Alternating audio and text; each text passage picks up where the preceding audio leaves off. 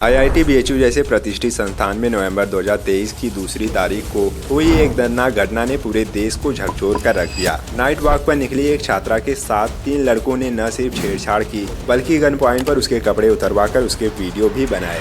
वारदात के बाद पीड़िता ने न्याय के लिए आवाज उठाया, लेकिन संस्थान और प्रशासन का रवैया उसकी आवाज को दबाने में जुटा रहा। घटना के बाद बीएचयू के छात्रों में आक्रोश फूट पड़ा। कैंपस में विरोध प्रदर्शन, कक्षाओं का बहिष्कार और भारी आंदोलन हुआ, लेकिन पुलिस प्रशासन की सुस्ती ने आरोपियों को खुलेआम घूमने का मौका दिया। सत्ता से जुड़े नामों ने न्याय की प्रक्रिया को और जटिल बना दिया।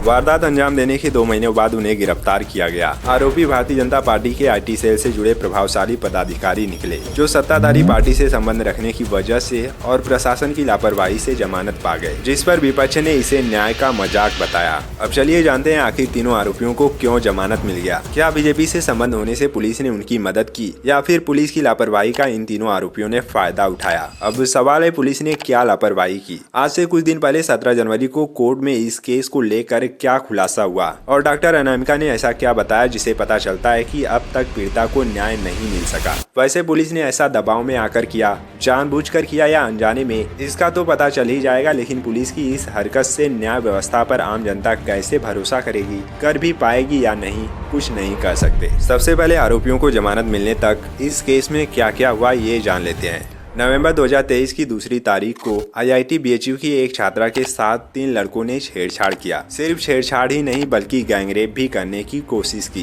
पीड़िता ने बताया कि उस रात करीब 1:30 बजे वह नाइट वॉक के लिए हॉस्टल से बाहर जाती है। वहां उसे उसका दोस्त भी मिल जाता है और वह दोनों साथ जा ही रहे होते हैं कि तभी बाइक से 3 लड़के आते हैं और उनके साथ गलत हरकतें करने लगते हैं। पीड़िता बताती है कि उन्होंने उसके साथ सिर्फ छेड़खानी ही नहीं की बल्कि गन पॉइंट पे उसके कपड़े उतरवाए, किस किया और उसके वीडियो भी बनाए। घटना के बाद बीएचयू में जमकर बवाल हुआ। छात्रों में भारी आक्रोश था। छात्रों ने कई दिनों तक विरोध प्रदर्शन किया। इस दौरान पूरा कैंपस बंद करा दिया गया। क्लासेस और लैब में रिसर्च का काम भी बंद करा दिया गया। सवाल तब उठा जब 2 महीने तक आरोपी ऐसी शर्मनाक वारदात को अंजाम देकर खुलेआम घूमते रहे और पुलिस प्रशासन उन्हें गिरफ्तार करने में नाकाम रहा।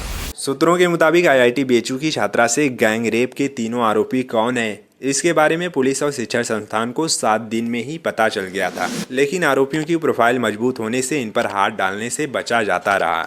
2 महीने बाद जाकर तीनों आरोपियों को गिरफ्तार किया गया। पकड़े गए तीनों आरोपियों की पहचान कुणाल पांडे, सक्षम पटेल और आनंद चौहान के रूप में हुई।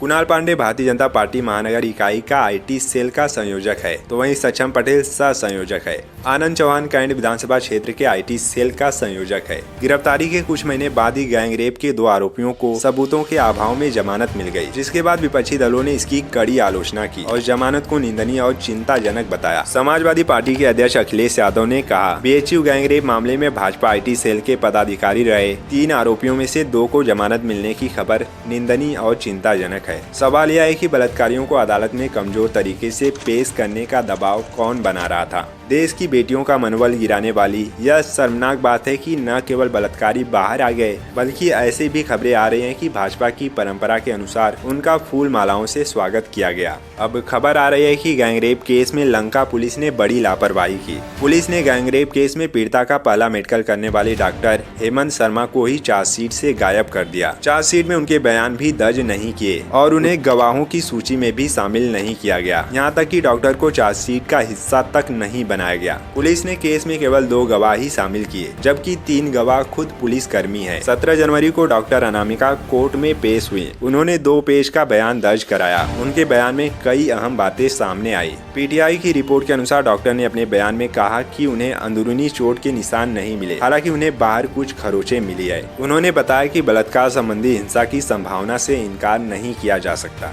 इस शर्मनाक घटना ने न सिर्फ देश की बेटियों की सुरक्षा पर सवाल उठाए बल्कि कानून व्यवस्था और प्रशासनिक ईमानदारी पर भी गंभीर बहस छेड़ दी। आखिर कब तक बेटियों की आवाज सत्ता और कमजोर व्यवस्था के तले दबती रहेगी।